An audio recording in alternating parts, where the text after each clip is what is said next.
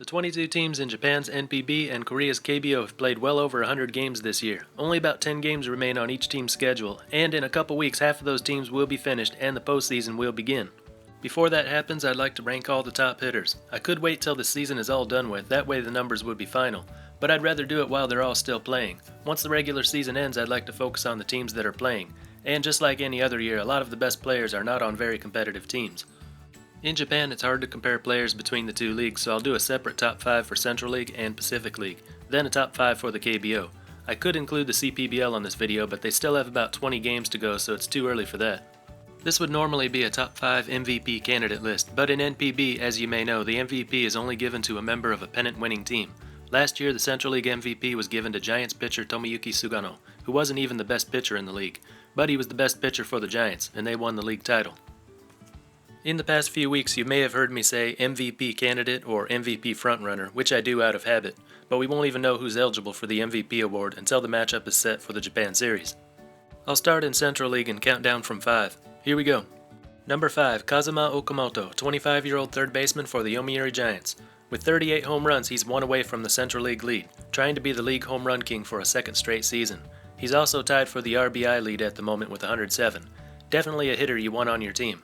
But when he's not hitting home runs, he's not doing much of anything else.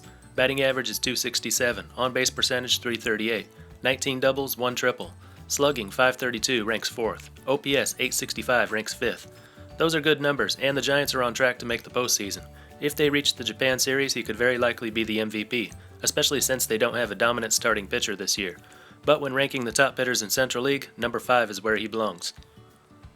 Number 4, Testo Yamada, 29-year-old second baseman for the Tokyo Yakult Swallows. He already won the MVP once, that was back in 2015. In 2019, he was one of the league's best hitters, with over 30 home runs, 30 doubles, and 30 stolen bases. Last year he struggled, but this year he's back to his old self. As far as hitting anyway, he doesn't steal many bases anymore. His numbers are very similar to Okamoto's, 33 home runs, ranking 4th, 93 RBI, ranking 3rd. Like Okamoto, his batting average is not really impressive, currently sitting at .268. But he draws more walks, boosting his on-base percentage to .368. Slugging is .519, ranked 5th. OPS is .886, ranked 4th. So the two infielders have fairly even numbers, slight advantage to Yamada, which is why he's 4th here. His team, the Swallows, are in first place at the time of this recording, but if they do win the Central League title, Yamada will most certainly be passed over for the MVP for another infielder on his team. You'll hear about that guy a little later. Number 3, Tyler Austin, 30-year-old outfielder for the Yokohama DNA Baystars, the only foreign hitter I have in the top 5 in either league. Austin went down with an injury a couple weeks ago and is probably out for the season. It doesn't really matter, his Baystars are in last place as we speak. Austin is in the top 5 in every major hitting category, a .303 batting average, 5th, .405 on-base percentage, 3rd, 28 home runs, 5th, .601 slugging, 2nd, 1006 OPS, 2nd. He was by far the best foreign hitter in Japan this year, and if he had been able to finish the season, might have made it to number 2 on this list. But at the time of his injury, he was the 3rd best hitter in Central League, and that's where I'm leaving him. Number 2, Manetaka Murakami, third baseman for the Swallows. At just 21 years old, he's the youngest player you'll see here. He's one ahead of Okamoto for the lead in home runs with 39, tied with him for the lead in RBI with 107. Batting average is a decent .282, but look beyond those TV stats and you'll see why he's number 2 here.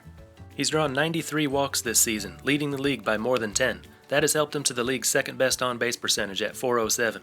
A .586 slugging puts him at 3rd in the league. He's tied with Okamoto in home runs, but well ahead of him in slugging because he hits more doubles and singles on average. In OPS, he's 3rd at .994, and he's in double digits in steals with 12. So Murakami is 1st in walks and home runs. He and Okamoto are 1st in RBI. Other than that, you've heard me say 2nd and 3rd quite a bit to justify these guys' rankings. Well, that's all because of one hitter.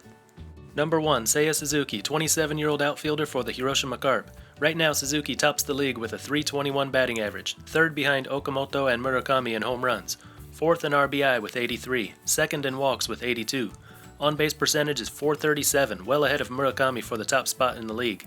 1st in slugging, .640, 1st in OPS, .1.076, 26 doubles, that ranks 6th, and the highest of these 5 players, which helps to boost his slugging.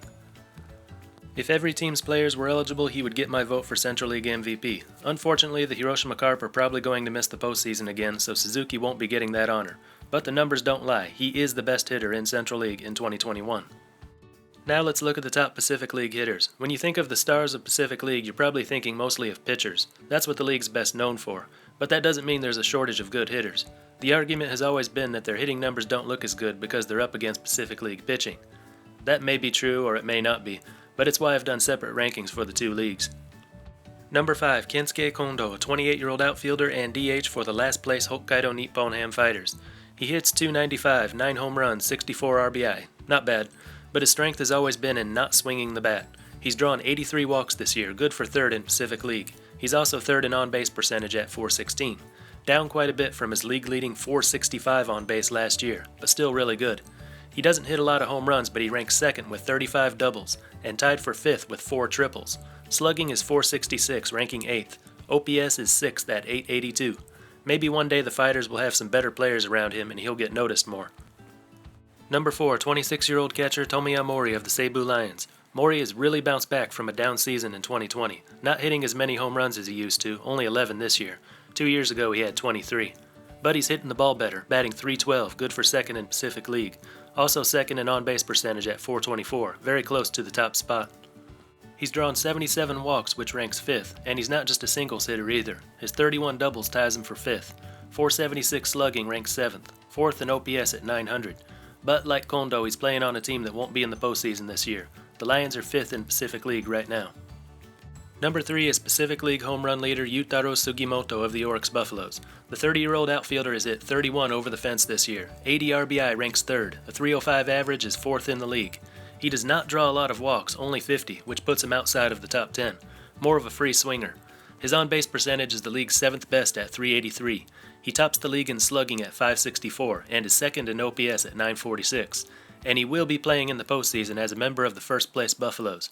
You can make a real strong argument for him to be number 2 here, and it is close. Number 2, the reigning Pacific League MVP, Yuki Yanagita of the SoftBank Hawks. Last year was the second time the 33-year-old outfielder was named league MVP. He won't be taking home a third one this year, as his Hawks are going to miss the postseason for the first time in several years. Yanagita has the league's 3rd best average at .306, just ahead of Sugimoto's .305. He's second behind Sugimoto with 27 home runs, and his 74 RBI ranks 4th, again behind Sugimoto. Yanagita walks more, drawing 62 this year, putting him in the top 10. His on-base percentage is .391, which puts him at number 5. He's first in the league in doubles with 36, third in both slugging and OPS, .548 and .939 respectively. So Sugimoto is the better slugger, Yanagita is better at getting on base, but Yanagita can slug too. He's 6 for 6 in stolen bases, and he's played in every Hawks game this season, so I'll give it to him. Number 1 is another Buffalo, Masakayoshi Yoshida. This 28-year-old outfielder was the batting champion last year and will be this year too. He's hitting a league best .339 at the moment. He's also hit 21 home runs and driven in 72, 5th in both categories. First in on-base percentage, .429. Second in slugging, .563, very close to the top spot held by Sugimoto. So of course his OPS is the league's best at .992, well ahead of Sugimoto and Yanagita. So he's definitely ahead of the competition in the numbers that matter most. I guess one argument against him being number 1 here would be that he's missed about 25 games, but he's played in over 100, which seems like enough to me. And last, the KBO. All 10 teams play in a single league, so there will only be one top 5 list here. They do have an MVP award given out at the end of the season, and you don't have to be from a championship team to get it. If you followed the KBO last year, you'll remember that the MVP went to Mel Rojas Jr. of the KT Wiz, who is now with the Hanshin Tigers of NPB. There was no doubt he was going to win the award after an historically dominant season at the plate for the Wiz. This year, no hitter has been quite that good, so it makes the discussion a lot more interesting. Number 5, Ja Wook-koo, a 28-year-old outfielder for the Samsung Lions. A .305 batter, .363 on-base percentage, 20 home runs, and 82 RBI. He is the league leader in triples with 9, 25 doubles, ranks 9th. Slugging is .512, ranking 6th. .875 OPS, ranks 7th. 27 stolen bases and only caught 4 times. He's the only hitter on this list with a decent number of steals. It was a tough call, but I put him just ahead of his teammate JLO and Doosan Bears outfielder Jae Jun Kim for number 5. Number 4, 23-year-old Kiwoom Heroes outfielder Jungkoo Lee. He recently took over as batting leader, hitting .361. Doesn't walk a lot, only 59 walks, but he's still got a .442 on-base percentage, which is 3rd best in the KBO. Not a big power hitter, only 5 home runs, but he's got 36 doubles and 4 triples, ranking 2nd and 6th in those categories, so he still makes the top 10 in slugging at .507. OPS is 4th at .949. His Heroes are battling with 3 other teams for the last spot in the KBO postseason. Number 3, 34-year-old third baseman Jung Choi of the SSG Landers. There's always a place for the KBO home run leader here. He's got 31 to lead the way right now. Other than that, he bats .280, on base .405, second in slugging .561, third in OPS at .966, 92 RBI. The Landers were known as the SK Wyverns last year and were one of the KBO's worst teams. Now they're competing for the final playoff spot. And while the arrival of Shin-Soo Choo is credited with bringing some new enthusiasm to the team, Jung Choi's work at the plate has to be recognized as a big reason for the team's turnaround. The top two are so close they could swap places daily, really hard to pick one over the other, but here it goes. Number 2, Jung Ho Kang, a 22-year-old first baseman for the first place KT Wiz. A week ago I would have had him at number 1, that's when he was the batting leader. He's since been passed by Jungkoo Lee, but his .351 average is still good enough for second. He's also second in walks with 96, and plenty of time to get over 100. That brings his on-base percentage up to .456, the highest in the league. A week ago he was also the KBO's OPS leader, now he's second at .992. Only 16 home runs but has 35 doubles, the third highest total in the league. Also third in slugging at .536, and he ranks second in RBI with 96. So we could see him get to 100 walks and 100 RBI before the season ends, all while leading the league in on-base percentage. Number 1, Luigi Young, a 34-year-old catcher for the NC Dinos, the 2020 Korean Series MVP, the second time he's received that award. Right now he's the league leader in OPS at .999, most of that coming from his league-leading .585 slugging. He also carries a .327 average and a .414 on-base percentage. 27 home runs, 26 doubles, and top of the league with 101 RBI. Hard to find a weakness here, and the crazy thing is most of those numbers are down from last year. If the season were to end today, I'd have to go with this guy for the MVP. But like I said before, Kang was the leader in batting and OPS just a week ago, so that could change easily. Also remember that when it comes time to vote for an MVP, voters are more likely to go with the hitter from a more competitive team. At this time, Young's Dinos are in danger of missing the postseason, while Kang's Wiz are at the top of the standings. And that is it, the top 5 hitters in Central League, Pacific League, and the KBO. Let me know if you disagree. And until next time, this is Baseball International. See ya.